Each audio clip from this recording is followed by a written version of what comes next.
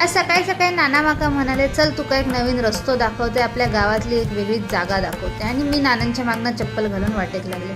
घराच्या थोडासा पुढे येलो आणि खाली बिरामना जवळच्या व्हाळाजवळ येलो. पाऊस नुकतंच थांबलेलं म्हणून पाणी कमी होता, तरी पण त्या पाण्यातनं उडी मारून आम्ही रस्त्याच्या त्या बाजूक गेलो. तिकडे मोठी मोठी लाकडा होती, ती नाना म्हणतात जरा शोधूया, कारण कामच तसा होता आमचं.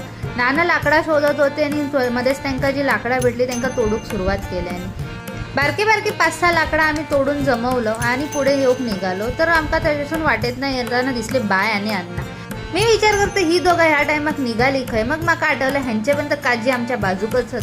मग ती लाकडा आम्ही हळूहळू काढून घेऊन जाऊचो प्रयत्न करत होतो. तिकडनं दादाने एक लाकूड खेचून घेतल्या नानांकडनं. नानांनी आता दुसरा लाकूड तोडून दिले आणि आता ही लाकडा घेऊन आम्ही निघालो आमच्या काजीच्या दिशेने. काजी ती लाकडा घेऊन जाऊचो. नेमकं विषय असो की आमच्या काजीचा कुंपण होता, त्या कुंपण ढोरांनी आज जाताना तोडले.